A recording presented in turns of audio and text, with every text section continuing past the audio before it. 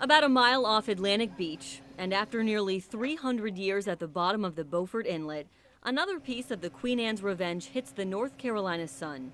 Another clue about the flagship of notorious pirate Edward Teach, better known as Blackbeard.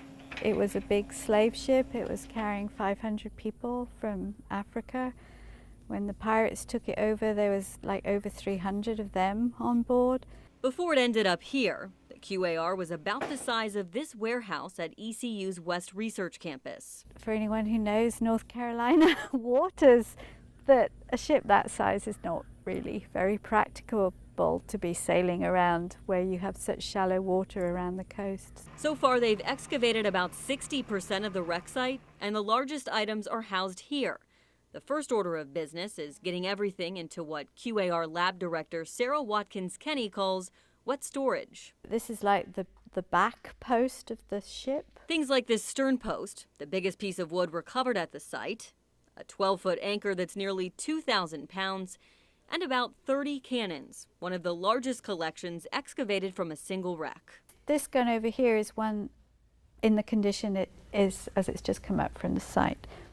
This one here has had a lot of that concretion cleaned off. Each item offers a different clue about early 18th century life, because the real treasure here isn't the prospect of gold or silver, it's the historical context it provides, like this rope they found still tied around the cannon. This is exciting because this is going to maybe give us some clues about how that gun was secured on the deck of the ship at the time that the ship ran aground, which may then give us a clue about what was going on the ship at the time it ran aground.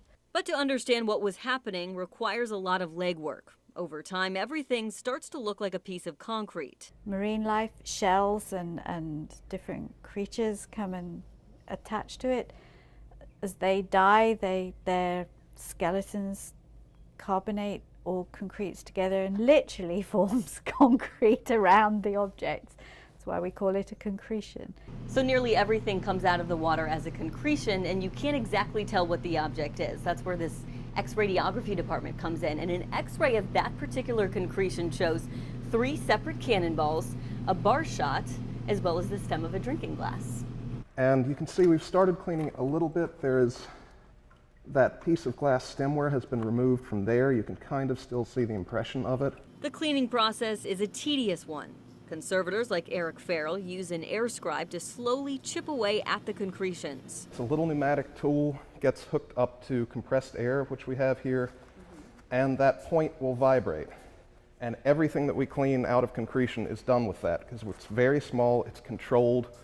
We can take a tiny bit off at a time. Once items like these lead bullets are cleaned, they get a protective coating and are then photographed and illustrated. Each piece of the puzzle treated as carefully as the last, bringing to life an era of American history. In Pitt County, Gina DePietro, WITN News.